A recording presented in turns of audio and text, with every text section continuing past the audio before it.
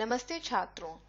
पिछली कक्षा में हमने आपकी हिंदी की पाठ्यपुस्तक स्पर्श भाग 1 से पाठ रहीम के दोहों का अध्ययन किया था।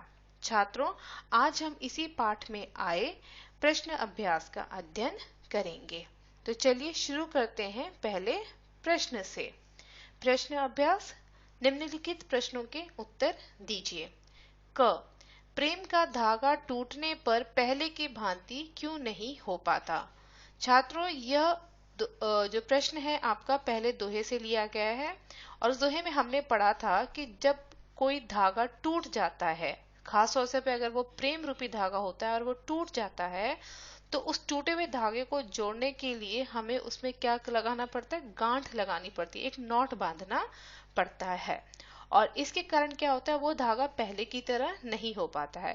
तो ठीक उसी तरह अगर कोई रिश्ता टूट जाता है और उस रिश्ते के टूटने के बाद हम उस रिश्ते को फिर से जोड़ भी लेते हैं, तो भी उस रिश्ते में एक दरार बनी रहती है। तो रहीम जी कहते हैं कि हमें अपने रिश्तों को बहुत ही संभाल कर रखना चाहिए। ठीक है, चलिए अब अपने अगले प्रश्न पे चलते हैं। हमें अपना दुख दूसरों पर क्यों नहीं प्रकट करना चाहिए। अपने मन की व्यथा दूसरों से कहने पर उनका व्यवहार कैसा हो जाता है। तो चलिए इसके पहले प्रश्न को समझते हैं। यहाँ पे रहीम जी ने कहा है कि हमें अपने दुख को दूसरों को क्यों नहीं प्रकट करना चाहिए। तो यदि हम अपने दुख को दूसरों को बताते हैं तो दूसरे हमारे दुख को कम करने की बजाय, बांटने की बजाय उसका मजाक ही उड़ाते हैं। तो अपने मन की व्यथा दूसरों से कहने पर उनका व्यवहार कैसा हो जाता है। तो दूसरों से अगर हम अपने मन की व्यथा को कहते हैं तो उनका व्यवहार हम लोगों के प्रति बहुत ही अच्छा नहीं रहता है। ठीक है, हमारे प्रति अच्छा नहीं रहता है। तो इसीलिए रहीम जी कहते हैं कि अपना दुख दूसरों को प्रकट करना नहीं चाहिए, उसे मन में ही रखिए। ठीक है, अब तीसरा प्रश्न है यहाँ पे, रहीम ने सागर की अपेक्षा पंक जल को धन्य क्यों कहा है। अब यहाँ पे हम क्या देखते हैं कि रहीम जी ने जो सागर का जल है जिसकी मात्रा बहुत अधिक होती है उसको उन्होंने कम कहा है, उसका महत्व कम दिया है। वहीं उन्होंने पंक को यानी कि कीचड़ के जल को, पंक जल को उन्होंने बहुत अधिक मूल्यवान बताया है। क्यों? क्योंकि कीचड़ का जो जल होता है उसकी मात्रा भले ही कम होती है, लेकिन उस जल से कई जीव जंतुओं की प्यास बुझती है। लेकिन वहीं आप देखिए सागर का पानी कितना अधिक होता है, लेकिन क्या वो किसी की प्यास बुझा सकता है। तो उत्तर होगा जी नहीं। तो छात्रों, यहाँ पे ध्यान देने वाली बात यह है कि आप कितने भी धनी क्यों ना हो, लेकिन यदि आप दूसरों की सहायता नहीं कर पाते हैं तो ना आप अच्छे मायनों में धनी हैं और ना ही आप धन्य हैं। ठीक है, अब अगले प्रश्न पे चलते हैं।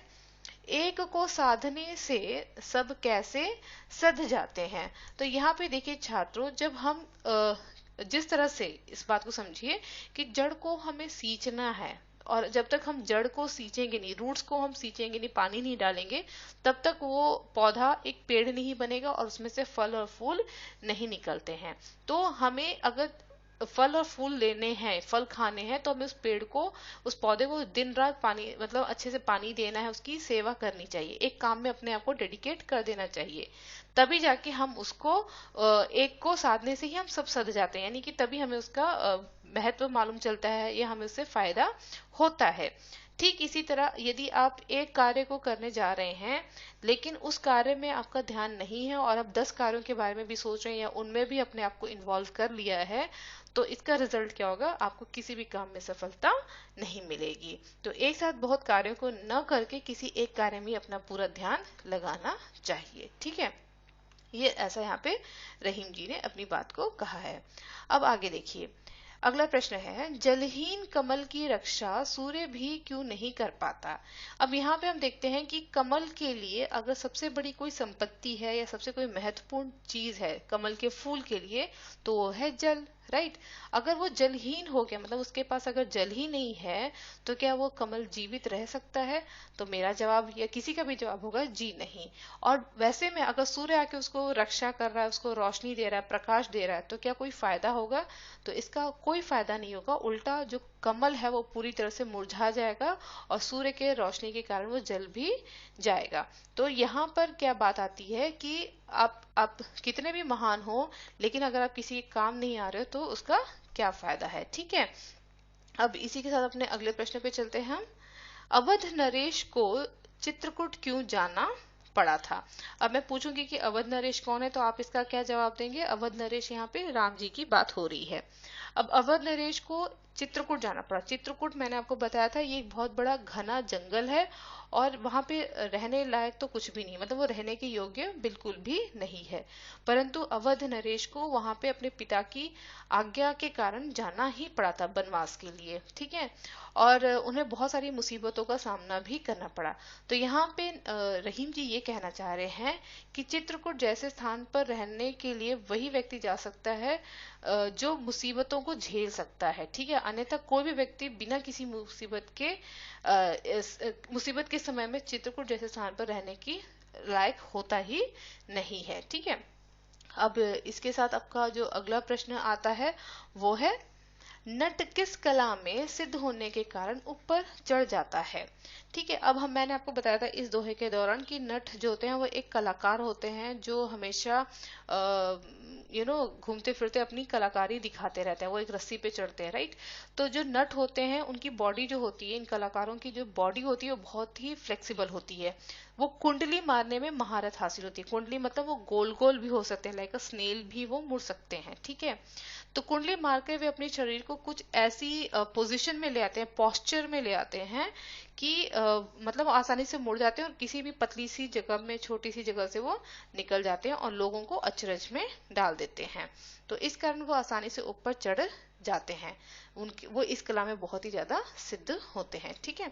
अब देखिए अगला प्रश्न, और ये है आपका, मोती मानुष चुन के संदर्भ में पानी के महत्व को स्पष्ट कीजिए। बहुत ही आसान है। ये आखिरी दोहा था आपका। इसमें क्या बताया जाता है कि जो पानी है, पानी किसी के लिए भी बेहद महत्वपूर्ण होता है, ये बात हम सब जानते हैं। पानी के अभाव में हम क्या मोती का निर्माण हो सकता है, पर्ल्स का निर्माण हो सकता है, पर्ल्स बन सकते हैं? तो जी नहीं। वहीं हम देखते हैं बिना पानी के क्या व्यक्ति एक दिन भी जीवित रह सकता है? शायद चलो एक दिन रह जाए, क्या एक सप्ताह तक व्यक्ति बिना पानी के, आम व्यक्ति बिना पानी के रह सकता है? अपना जीवन में नहीं रह सकता वो, ठीक है। वहीं पर आप देखिए आटा है आपके पास, लेकिन अगर पानी नहीं है तो आप उसको गूंथ नहीं सकते, ठीक है। तो यहाँ पे जो मोती है, मानुष है या चुन है, यानी कि आटा, इन सबके संदर्भ में पानी के अत्यधिक महत्व को रहीम जी ने बताया है, ठीक है छात्रों। चलिए अब अपने अगले प्रश्न की तरफ बढ़ते हैं हम। दूसरा प्रश्न है, निम्नलिखित का भाव स्पष्ट कीजिए। अर्थात आपको रहीम जी के इन दोहों का अब भाव समझाना है गहन रूप से। क, टूटे से फिर ना मिले, मिले गांठ परी जाए। इसका भाव क्या है छात्रों? यहाँ पे रहीम जी ने बहुत ही स्पष्ट शब्दों में कहा है कि जब कोई धागा एक बार टूट जाता है तो फिर उसे जोड़ना बेहद मुश्किल हो सकता है, ठीक है। यह होता ही है। यानी यदि आप उसे जोड़ने की कोशिश भी कर रहे हो तो उस धागे में क्या पड़ जाती है? गांठ पड़ ही जाती है। और इससे क्या होता है? इससे उस धागे की खूबसूरती खत्म हो जाएगी। तो ठीक उसी तरह यदि रिश्ते में एक बार दरार आ जाती है या फिर रिश्ता एक बार टूट जाता है तो फिर इस रिश्ते को यदि आप दोबारा जोड़ भी लेते हो तो वो रिश्ता पहले की भांति नहीं रहता है, ठीक है। उसकी मिठास कम हो जाती है। चलिए अब इसी के साथ अपने अगले प्रश्न पे चलते हैं। सुनी अटिले हैं लोग सब, बांटी न लें कोई। अब यहाँ पे क्या होता है कि इस दोहे का भाव समझिए आप लोग। यहाँ पे रहीम कहते हैं कि अपने दर्द को, ठीक है, आपको क्या करना है, अपने दुख दर्द को, अपनी तकलीफों को दूसरों से हमेशा छिपा कर रखना चाहिए, ऐसा रहीम जी का मानना है। वो कहते हैं यदि आप अपने दर्द को किसी अन्य को बताते हैं, यानी को पता भी चल जाता है, तो लोग उस दुख दर्द को कम नहीं करते, उल्टे वो आपका मजाक उड़ाते हैं, ठीक है। तो कोई भी आपके दर्द को बांटने की कोशिश भी नहीं करता है। सभी आपके दर्द का मजाक उड़ाएंगे और आपको और बुरा लग सकता है। तो रहीम जी कहते हैं कि मेरे अनुसार ये रहीम जी कहते हैं कि ये सही होगा कि आप अपने दर्द को अपने मन में ही रखें, ठीक है। अब यहाँ पे अगला प्रश्न क्या है? यहाँ पर प्रश्न है आपका कि रहीमन मूल ही सींचबो, फूले फले अघाए। अब यहाँ पे क्या होता है कि रहीम जी का भाव क्या है इस दोहे का, कि आप अगर एक बार मन में आपने किसी कार्य को करने की ठान लिया है, ठीक है, अगर आप किसी कार्य को करने को पूरी तरह से डेडिकेटेड हो जाते हो तो आप सिर्फ और सिर्फ उसी कार्य को पूरा करने में अपना मन और मस्तिष्क लगाइए, ठीक है। क्योंकि यदि आप अपने लक्ष्य को लेकर क्लियर नहीं है और एक काम करने की जगह आप 10 काम करोगे तो अंत में रिजल्ट क्या होगा, आपको किसी भी एक काम में सफलता नहीं मिलेगी, ठीक है। यहाँ इस बात को समझाने के लिए उन्होंने किसका उदाहरण दिया है, यहाँ पर उन्होंने उदाहरण दिया है एक छोटे से पौधे का, कि जब पौधा होता है आप उसकी जड़ में क्या करते हो, पानी डालते हो, वो पानी लेता है, वो धीरे धीरे बड़ा होता है, बड़ा होकर वो एक पेड़ बनता है और फिर हमें उसमें से क्या मिलते हैं, बहुत सारे फल और फूल मिलते हैं। तो यहाँ पे अगर आप एक पेड़ पे जैसे पूरी तरह से कॉन्सेंट्रेट होकर आपने किया तो आपको सफलता मिली, ठीक है। तो ये यही बात है यहाँ पे कि एक ही साथ आप कई लक्ष्य को प्राप्त करने की अगर कोशिश करते हैं तो एक्चुअली आपके हाथ में कुछ भी नहीं आता है, ठीक है। अब देखिए यहाँ पे जो अगला प्रश्न है आपका वो है दीर्घ दोहा अर्थ के आखर धीरे आही। अब इसका क्या है भाव समझते हैं। यहाँ पे देखिए किसी भी दोहे में क्या होता है, छात्रों कम शब्दों का प्रयोग करते हैं कवि, और लेकिन कम शब्द होने के बावजूद भी वे दोहे एक बहुत ही मीनिंगफुल और बहुत ही बड़ा अर्थ कह देते हैं, बड़ा अर्थ उसमें छिपा होता है, ठीक है। बहुत ही मीनिंगफुल एंड बहुत बड़ा अर्थ होता है उसमें। ये ठीक वैसे ही होता है जैसे नट की कुंडली होती है। हमने थोड़ी देर पहले पढ़ा था कि नट एक कलाकार होते हैं जो अपनी कला दिखाते हैं, अपने बॉडी उनकी बहुत फ्लेक्सिबल होती है, वो इस तरह मुड़ते हैं कि वो किसी भी छोटे से छेद में से, होल में से भी आसानी से निकल जाते हैं और अपनी कुंडली में सिमट कर वो इस तरह से निकलते हैं कि लोग आश्चर्यजनक हो जाते हैं उनके इन करतबों को देख कर, ठीक है। तो अब हमारा अगला प्रश्न है यहाँ पर, नाद रीझी तन देत मृग नर धन देत समेत। अब यहाँ पे देखिए नाद रिझी, रिझी मतलब कि पूरी तरह से उसके प्रति आकर्षित होना। अब यहाँ पे बात हो रही है मृग की यानी कि हिरण की। तो इस दोहे में क्या भाव निकल के आता है सामने कि जो हिरण होता है वे किसी भी संगीत को, मधुर संगीत को सुनकर बहुत खुश हो जाता है और इतना मग्न हो जाता है कि वो अपने शरीर को भी न्यौछावर करने के लिए तैयार हो जाता है, ठीक है। और वैसे ही बहुत सारे हमारे समाज में ऐसे लोग मौजूद हैं जो दूसरों से बेहद प्रेम करते हैं, दूसरों के प्रति कंसर्न रखते हैं।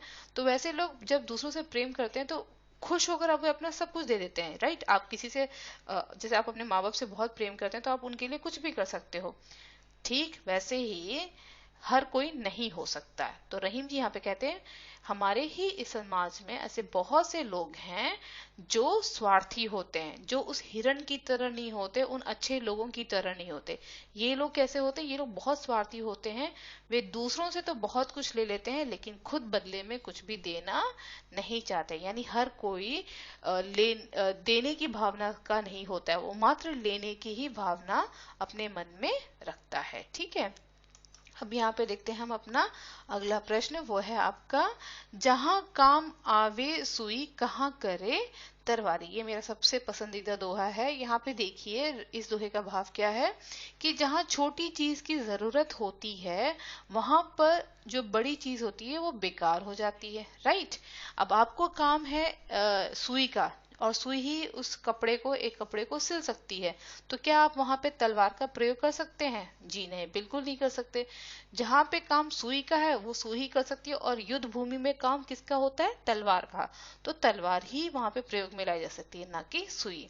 तो जैसे जहां सुई की जरूरत होती है वहां तलवार कोई काम नहीं हो सकता और जहां पे तलवार का काम होता है वहां पे सुई का कोई महत्व नहीं होता है। और सबसे बड़ी बात यहाँ पे आपको क्या ध्यान देनी है कि किसी भी छोटी चीज को हम देखते हैं तो हम उसका क्या करते हैं, मजाक उड़ाते हैं। तो किसी भी छोटी चीज को हमें छोटा नहीं समझना चाहिए और उसका हमें मजाक बिल्कुल भी नहीं उड़ाना चाहिए, क्योंकि जिस चीज का इस्तेमाल जहां होता है वही चीज वहां इस्तेमाल में आती है, भले वो छोटी हो या फिर बड़ी, ठीक है। अगला प्रश्न है, पानी गए न उभरे मोती मानुष चून। ये भी है आखिरी दोहे का। इसका भाव अभी भी हमने पढ़ा था थोड़ी देर पहले, फिर समझाती हूँ आपको कि बिना पानी के, पानी गए न उभरे मतलब बिना पानी के न तो मोती का कोई महत्व हो पाता है, ना मोती निकल के सामने आ सकती है, यानी उसकी चमक नहीं आ सकती, ना ही मानुष, ना ही मनुष्य बिना पानी के रह सकता है, ठीक है, जीवित रह सकता है। और ना ही चून यानी आटे को गूंथने के लिए भी पानी की ही सबसे ज्यादा आवश्यकता है, राइट।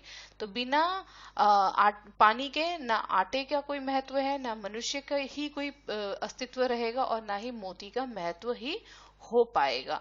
तो इन सब चीजों के बिना जीवन एक तरह से देखा जाए तो असंभव होता है। कौन सी चीज के बिना?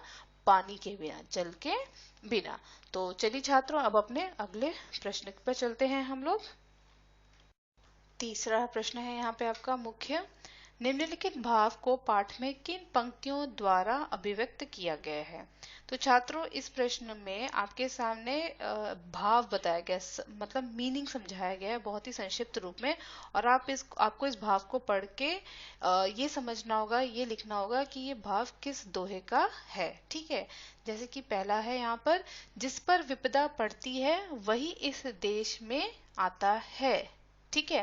तो ध्यान दीजिएगा, हमने यहाँ पे विपदा यानी कि तकलीफ आती है तो वो कहाँ जाता है, ये वाली लाइंस हमने किस दोहे में पढ़ी थी? तो वो हमने पढ़ी थी, जा पर विपदा पड़त है सो आवत यह देश। यहाँ पे चित्रकूट की बात हो रही है, ठीक है। ओके, तो इस तरह से हमने यहाँ पे पता किया कि ये भाव उस दोहे का लिया गया है। अगला है यहाँ पर, कोई लाख कोशिश करे पर बिगड़ी बात फिर बन नहीं सकती। ये पहले दोहे का, बिगड़ी बात बने नहीं लाख करो किन कोय। तो इस भाव से हमें पता चलता है कि ये भाव उस दोहे का है। ओके, आपके बाद ग है, पानी के बिना सब सूना है अतः पानी अवश्य रखना चाहिए। तो यहाँ पे हम देखते हैं कि ये है आपके आखिरी दोहे का, जिसमें रहीम जी ने कहा था, रहीमन पानी राखिए बिनु पानी सब सून। यानी जहाँ पे मनुष्य और चून और हमने मोती की बात की थी, ये उस दोहे का से लिया गया है और इसका ये भाव है यहाँ पर बताया गया है, ठीक है। अब छात्रों, आपका जो प्रश्न चौथा है काफी इंटरेस्टिंग है, इसे समझिए। उदाहरण के आधार पर पाठ में आए निम्नलिखित शब्दों के प्रचलित रूप आपको लिखने हैं। देखिए यहाँ पे जो रहीम जी हैं, उनकी भाषा भी कुछ सधुकड़ी भाषा ही है, ठीक है। उन्होंने अपनी जो शब्द प्रयोग किए हैं वो पूरी तरह से हिंदी नहीं होते हैं, ठीक है, मिक्स ऑफ ऑल होता है। तो जैसे कि यहाँ पे देखिए उदाहरण दिए कि कोई शब्द का अर्थ आप सब जान चुके हो कि कोई का अर्थ होता है कोई, हिंदी भाषा, ठीक है, हिंदी शब्द है ये। जे मतलब जो, ओके।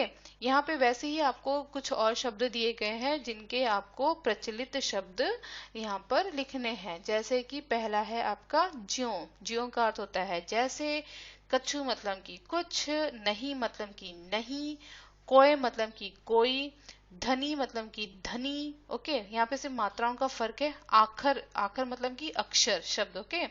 जिय मतलब की जी, थोड़े मतलब की थोड़ा, होय मतलब की होना, माखन यानी कि मक्खन, तरवारी यानी कि तलवार, सींचबो मतलब पानी डाल के हम सींचते हैं, ठीक है, सिंचाई करना, ओके।